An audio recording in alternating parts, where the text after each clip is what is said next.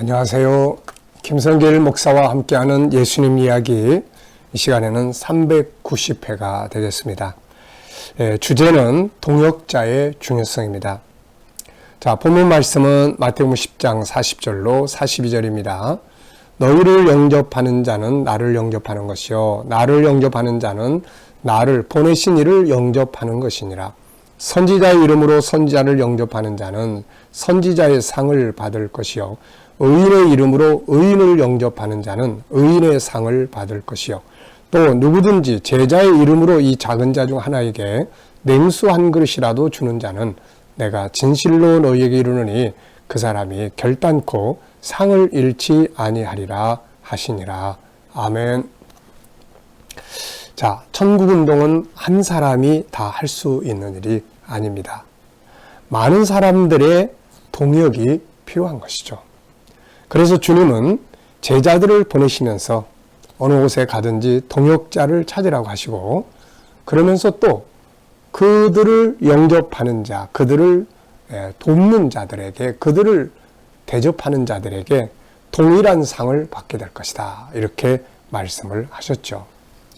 자, 그래서 우리가 성경 안에 보면 예수님도 바울도 이렇게 주의 종들이 사역을 할 때 그들을 도왔던 많은 동역자들이 있었습니다. 먼저 예수님을 한번 보면, 자, 예수님이 이 땅에서 사역을 하실 때 그의 사역을 도왔던 많은 헌신자들이 있었습니다. 제자들을 비롯해서 많은 동역자들이 함께 헌신함으로써 예수님의 십자가 사건, 그리고 이 땅의 사역을 이루어 가실 수가 있었던 거죠. 자, 이걸 조금 세분화해 보면, 먼저 예수님이 그 사역하실 때 사역을 도왔던 헌신자들이 있었습니다.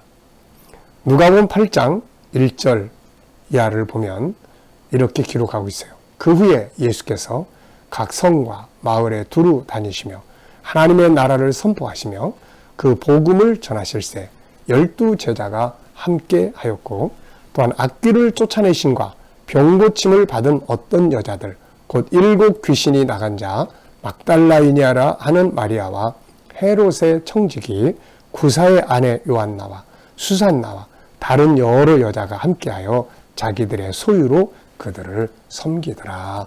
아멘. 참 감사한 일이죠. 은혜만 받고 떠나버린 게 아니라 은혜를 받고 난 다음에는 자기들이 가지고 있는 것들을 가지고 주님의 사역을 돕습니다. 이게 동역자거든요. 그러니까 이런 사람들은 하나님의 나라에서 똑같이 상을 받게 되는 것이죠. 네. 자, 두 번째는 예수님이 그 십자가를 지고 가실 때, 예수님의 사역의 마지막 클라이막스 완성은 십자가 사건이잖아요. 그런데 이 십자가 사건을 예수님은 십자가에 매달리시는 사역을 하셨지만 이것을 도왔던 사역자들이, 또 동역자들이 여러 사람 있었습니다. 나귀 새끼의 주인, 우리가 마태복음 21장을 보면은 예수님이 예루살렘에 입성하실 때 나귀 새끼를 타고 갈 것이라고 말씀을 하셨습니다. 그래서 만약에 예수님이 나귀 새끼를 타고 가지 않으면은 메시아가 될 수가 없는 거죠. 그래서 나귀 새끼를 타고 가야 되는데, 그거를 헌신할 사람이 있어야 되는데, 이때 나귀 새끼 주인이 있었습니다. 그리고 이제 26장에 보면은 마리아의 헌신이 있었죠. 옥합, 자기에게 있던 옥합을 깨뜨려서 예수님의 머리에 기름을 부은 거죠. 향유를 부은 겁니다. 바로 예수님은 이것을 주님의 장례식을 준비하는 것이다, 이렇게 말씀하셨죠. 또 이제 마지막 만찬을 제자들과 함께 나눠야 되는데, 그 마지막 만찬 장소를 제공했던 사람이 있었습니다. 이 사람이 없었으면 또 마지막 유월절을 신약으로, 구약 유월절을 신약으로 바꾸기가 어려웠죠. 또 예수님께서 5번의 재판을 받으시고 또 십자가를 지고 가실 때 정말 힘든 십자가였잖아요. 이것을 대신 지고 갔던 구레네 시몬이라는 사람이 있었습니다. 그리고 이제 예수님 십자가에 못 박히실 때 그 십자가 아래에서 예수님의 그 아픈 짐을 벗겨드린 사람이 있는데 사도 요한이죠. 하늘 아버지의 뜻을 이루기 위해서 십자가에 죽으실 때 예수님의 마음을 붙잡고 있는 것은 바로 육신의 어머니 마리아였죠. 본인은 하나님의 뜻을 위해서 십자가에 죽지만 무슨 영문인지도 모르고 아들의 죽음을 슬퍼하는 그 어머니를 볼 때 참 얼마나 힘들었겠어요. 그때 사도 요한이 이 어머니를 담당을 해준 거죠. 또 주님의 시신을 이제 장례했던 아리마대 사람 요셉. 예수님께 십자가에 죽으시고 그냥 매달아 놓으면 이제 독수리들이 와서 막 해치고 이렇게 될 텐데 그 위험한 상황에서 자기의 새 무덤에다가 예수님의 시신을 안치를 했던 겁니다. 이렇게 해서 십자가 사건을 완성한 거예요. 이들은 모두 주님이 십자가를 지고 가실 때 헌신했던 동역자들이에요. 이들의 수고로 십자가를 지고 가셔야 할 주님의 사역은 완성되었던 거죠. 자, 바울의 동역자들도 아주 많습니다. 사도 바울 역시 하나님의 나라를 이루어갈 때 많은 동역자들이 있었죠. 로마서 16장은 이런 동역자들을 쭉 소개를 하고 있습니다. 16장 1절부터 보면 내가 갱그레아 교회 일꾼으로 있는 우리 자매 베베를 너희에게 추천하노니 너희는 주 안에서 성도들이 합당한 예절로 그를 영접하고 무엇이든지 그에게 소용되는 바를 도와줄지니 이는 그가 여러 사랑과 나의 보호자가 되었습니다. 너희는 그리스도 예수 안에서 나의 동역자들인 브리스가와 아굴라에게 문하라. 천막 장사하면서 바울을 따라다니면서 바울의 사역을 도왔던 정말 소중한 부부 동역자였죠. 그들은 내 목숨을 위하여 자기들의 목까지도 내놓았나니 나뿐 아니라 이방인의 모든 교회도 그들에게 감사하느니라. 또 저희 집에 있는 교회도 문하라. 내가 사랑하는 에베네도에게 문하라. 그는 아시아에서 그리스도께 처음 익은 열매니라. 너희를 위하여 많이 수고한 마리아에게 문하라. 내 친척이요 나와 함께 갇혔던 안드로니고와 유니아에게 문하라.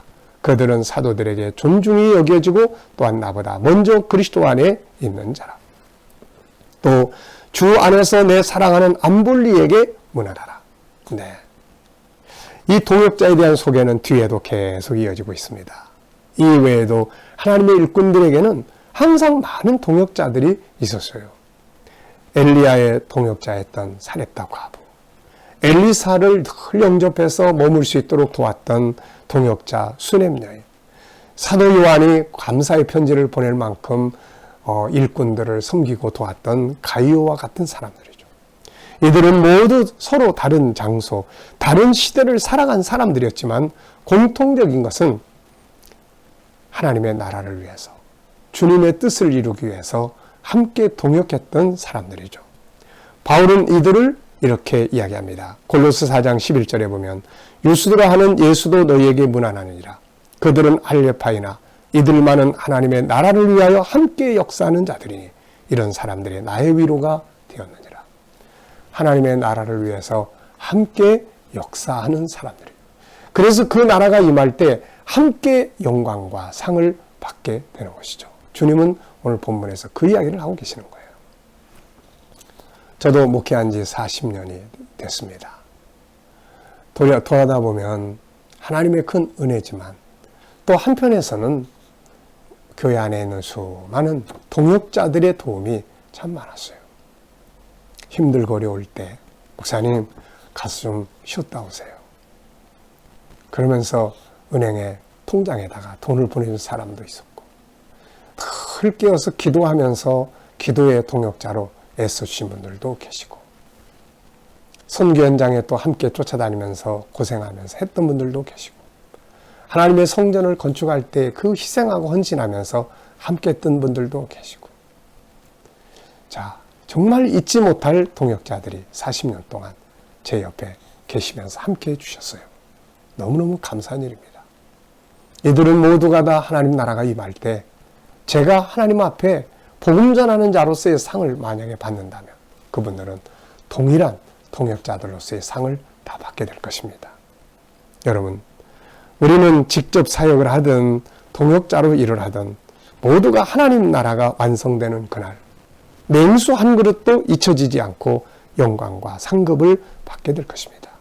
그러므로 우리는 신앙생활하면서 하나님의 나라를 위해서 일하는 주의 종들과 또 하나님의 일꾼들의 소중한 동역자로서 함께 그 나라를 위해서 일하고 살아야 될 것입니다.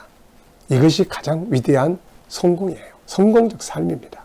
그날에 하나님 나라를 위해서 일한 사람들 다 상 받을 때 그들도 다 같이 함께 선지자의 상, 제자의 상, 주의 종의 상을 같이 받게 되게 되는 것이죠. 이 시간 말씀 여기서 마치겠습니다. 감사합니다.